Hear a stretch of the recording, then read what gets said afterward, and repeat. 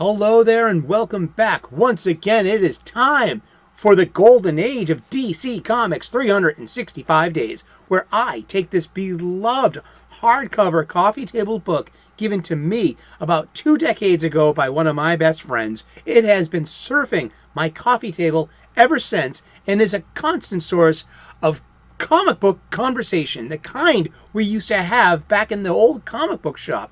And I wanted to share that and recreate that with you here today. The golden age of DC Comics runs between 1938 and 1955. The Silver Age from 1956 until 1970. The Bronze Age, I'm a Bronze Age baby, runs between 1970 and 1985. And the Copper Age begins in 1985. This is an Abrhams Press 2004 publication.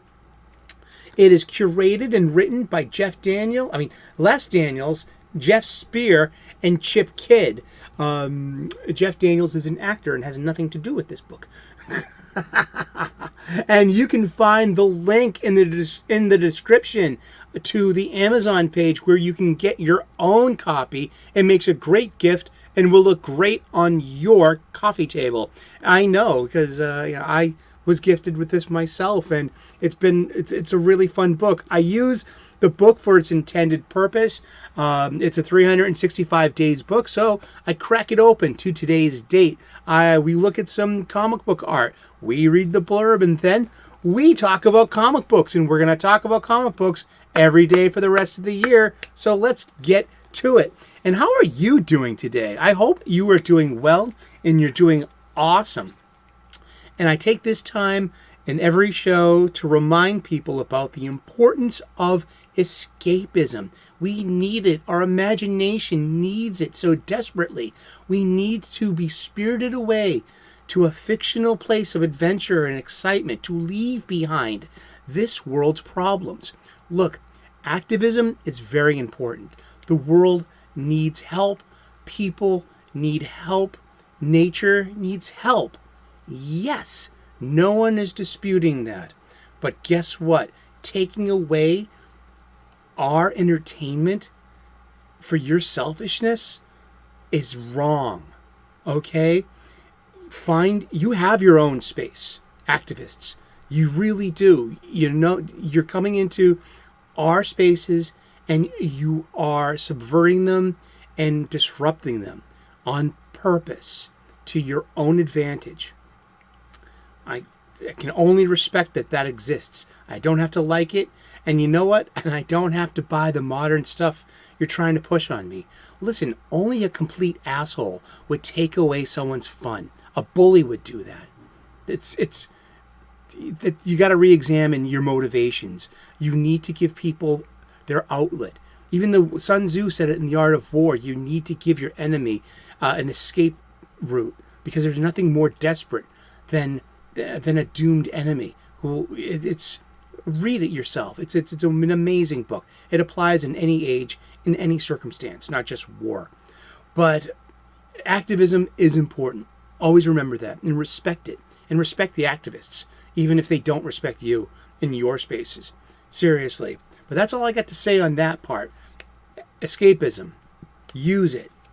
And today is June the 20th. Oh, wow. And this one is from House of Mystery #1 from December 1951, January of 1952. Wanda was a werewolf. Let's read that blurb. Let's get that. There is a saying that every man has one tale of unforgettable terror within his soul. Whether this be truth or conjecture is not for me to decide. But this I know above all else in life. The story I have to tell was made of witch's brew, its music the lament of 1,000 demons. Perhaps here in the telling I shall release some of the torment which keeps reminding me that Wanda was a werewolf. Doug, how I've longed for you. Come to me. No, stay away! Keep away from me! Do you hear? You're a werewolf! Dun dun dun! This tale of lycanthropy in the hills of rural Kentucky was called Wanda Was a Werewolf, but she wasn't.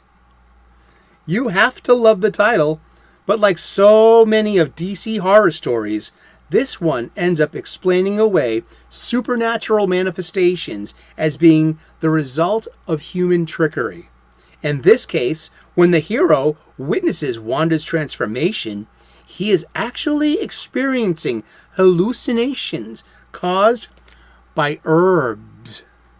Yet this image in which the button-down hero recoils from the embrace of a woman who suddenly seems like an animal sums up the subliminal theme quite successfully. Yes, let's look at it again, just real quick. Wanda was a werewolf.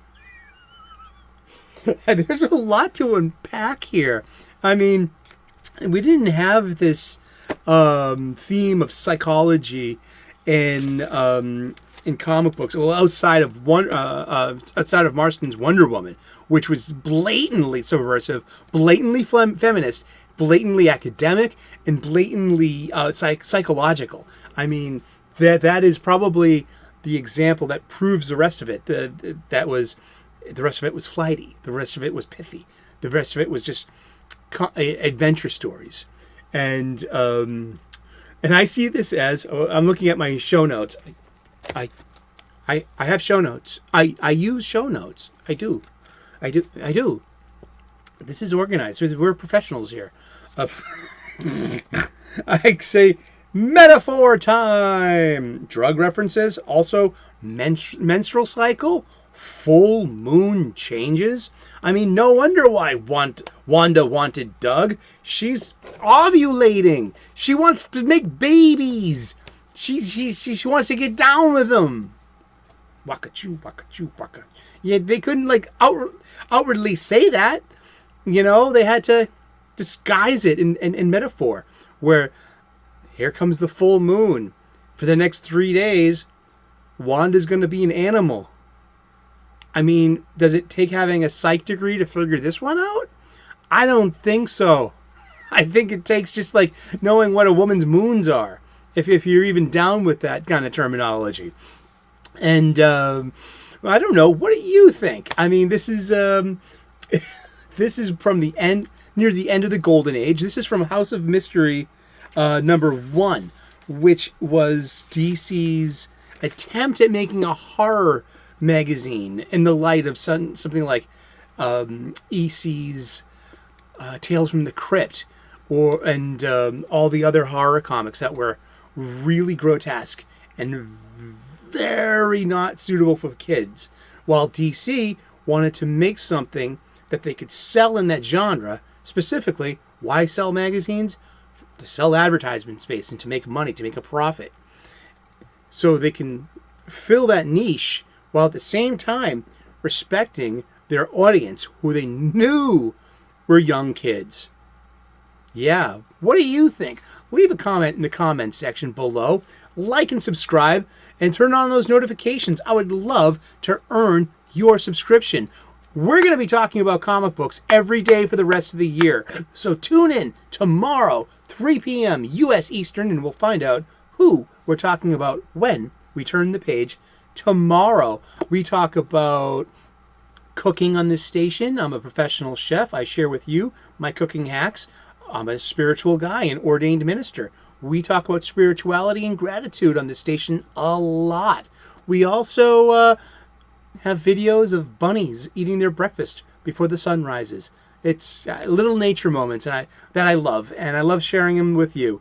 Thank you so very much for tuning in today. God bless. Namaste. Good luck. And we will see you in the funny pages tomorrow. All right? Cheers. Thank you. Bye-bye.